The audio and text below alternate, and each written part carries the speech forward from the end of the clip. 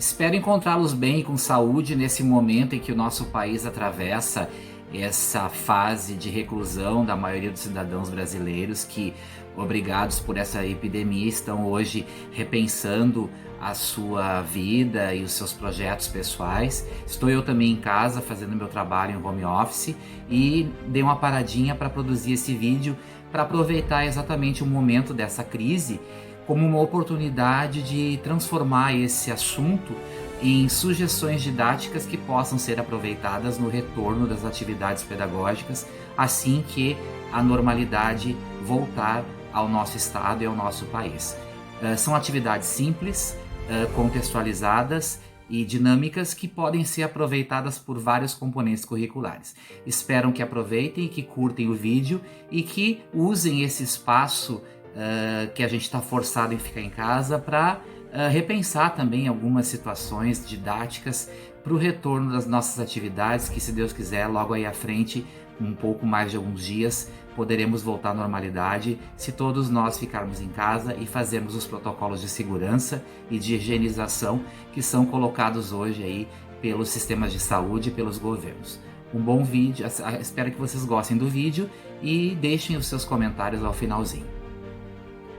As sugestões a seguir explicitadas nesse vídeo, elas partem exatamente da ideia de você contextualizar e trazer para o dia a dia do estudante situações problema. Então eu utilizo aqui como referência parte das indicações da Base Nacional Comum Curricular e do próprio Currículo Estadual Gaúcho. Então em Geografia e História, o que é importante, né, ter em mente?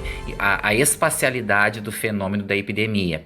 Então, utilizar muito o uso de mapas e infográficos que agora lotam as páginas da internet com informações atualizadas, mostrando através de gráficos a evolução da epidemia nos diferentes espaços geográficos, podendo dessa forma fazer comparativos da disseminação do Covid, comparando essa com outras epidemias do passado. Nesse mesmo aspecto, é importante inserir a discussão sobre o avanço da globalização da economia, de que forma essa lógica global hoje de encurtar tempo e espaço aproximou e tornou esses espaços hoje visitados, fazendo com que exatamente esse deslocamento populacional tenha sido um dos responsáveis pela disseminação dessa epidemia pelo mundo afora. E também, aproveitando o espaço de discussão da epidemia de hoje, pode-se fazer um paralelo com a disciplina de História, buscando epidemias do passado, como a peste negra, a própria gripe espanhola, que dizimaram milhares de pessoas no mundo, mas tiveram, né, um foco ou uma territorialidade mais centrada em algumas regiões, muito em função dos deslocamentos que eram bem menos frequentes do que hoje e restritos a poucos espaços. Então aí você tem em Geografia e História um prato cheio de informações, pode trabalhar questões da geopolítica internacional, a questão do poder da ciência, né? Como é que hoje Rússia, China, próprio Israel, Estados Unidos estão nos seus laboratórios buscando a cura para essa epidemia. Então é um campo bem fértil e que pode ser desdobrado em vários outros aspectos.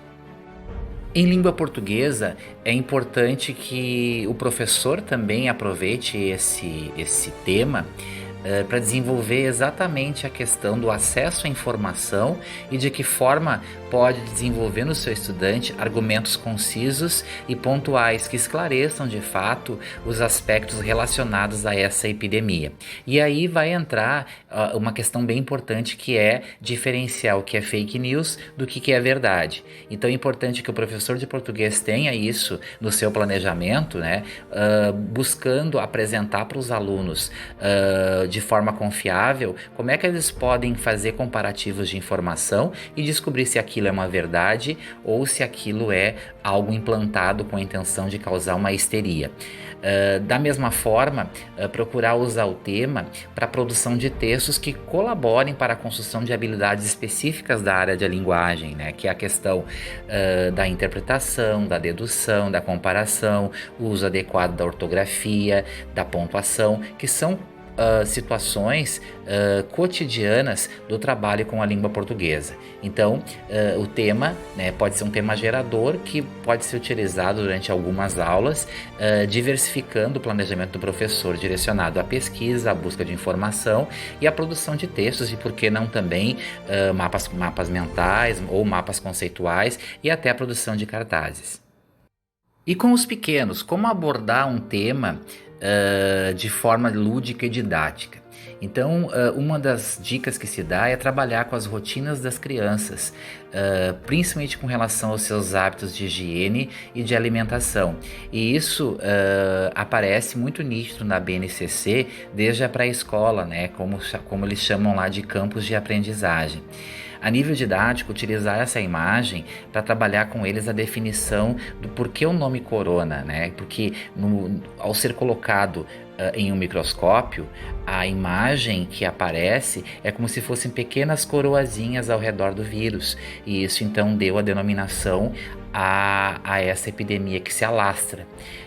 Como trabalhar com o pequeno o que é um vírus, né? Como algo microscópico, né? Então, trabalhar numa linguagem lúdica, como se fosse um bichinho imaginário que estaria rondando, né? Então, pode-se utilizar, inclusive, de cenas de desenhos animados, ou entrar no imaginário das crianças com desenhos que apresentem o vírus como um ser que atinge os habitats e que a gente tem que se preservar contra ele na intenção de evitar que essa doença se propague.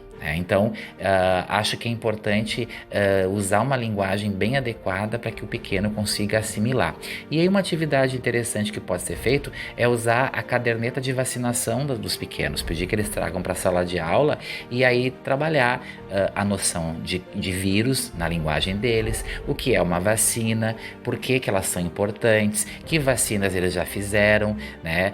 De que elas protegem, e assim a criança passa a ter uma noção mais clara do que é essa epidemia e de que forma, né, a partir desse conhecimento prévio, a rotina da criança em sala de aula possa levar para o adulto em casa, né, exemplos que auxiliem na própria educação formal da família lá, quando a criança se apropriando bem na escola e tendo esses hábitos de higiene e de alimentação, acaba incorporando na rotina da família. Já o componente de ciências da natureza, no caso no ensino fundamental as ciências naturais, é talvez sem dúvida o componente curricular que mais tenha proximidade com o tema.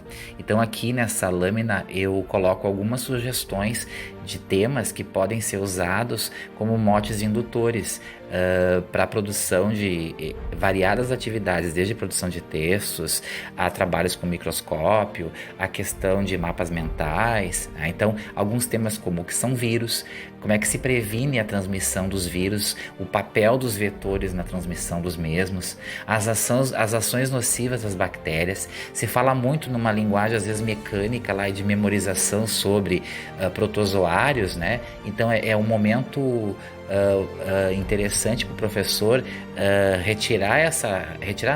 trabalhar essa nomenclatura técnica, mas de forma lúdica e aproximada a esse problema de saúde pública que nós temos hoje aqui, né? Que tipo de doenças os protozoários podem causar, a questão da imunidade, né? Quais são as formas naturais de defesa que o nosso corpo tem, de que forma as vacinas constituem-se reforços a essa imunidade, doenças que são provocadas pela falta de saneamento básico.